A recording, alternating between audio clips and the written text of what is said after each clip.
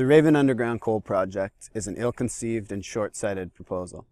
The proponent, Compliance Energy, plans to mine coal in the Comox Valley, truck it west to Port Alberni, and ship it to international markets.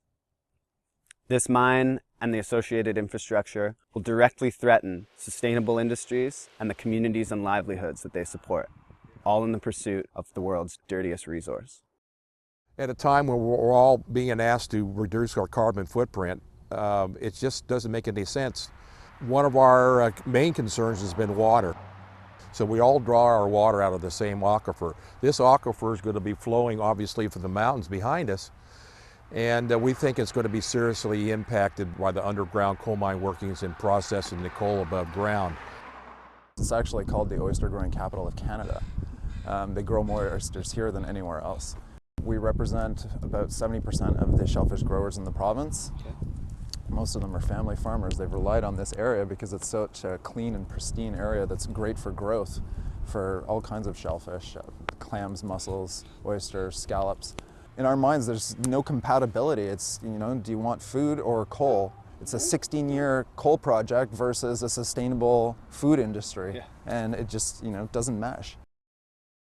I've lived in Fanny Bay since I was 3, and this is all I've ever done. The oyster industry, or the shellfish industry in general, is one of the greenest. You can't do anything that's more environmentally acceptable. It's very opposite of a coal mine. Yeah.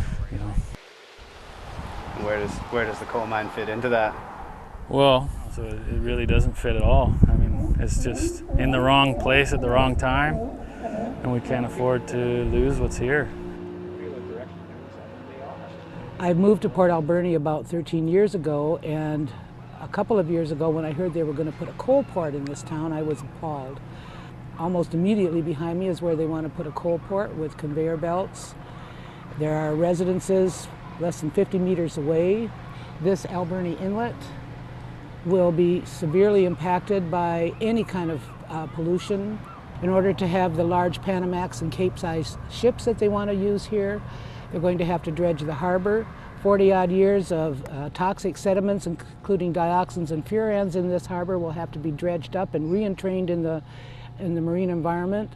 This is going to have a tremendous effect on the viability of the third most productive salmon fishery in British Columbia.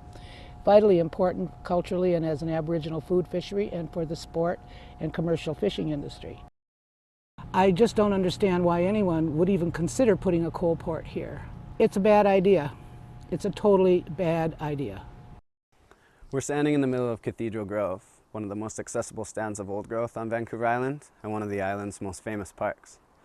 We're standing 40 meters from Highway 4, which is the preferred trekking route for the Raven proposal. The fact that the proponent, Compliance Energy, has refused to put any of their own money into their infrastructure to ship their product shows their lack of commitment to this region, to this island, to the Comox and Alberni valleys. Cathedral Grove is also important for tourism, which is just one of the sustainable industries that this project puts at direct risk. The fact that a project so short-sighted and so unsustainable threatens so many vibrant, sustainable industries is simply unacceptable. The proponents need to realize that it's not 1912, it's 2012. The time of coal mines is gone, and this is not the right project for Vancouver Island. As the comment period approaches at the end of 2012 and early 2013, we need to speak out against this project to let the proponents and let our elected officials know that Central and Vancouver Island does not want a coal mine. To learn more, please visit wildernesscommittee.org/coal.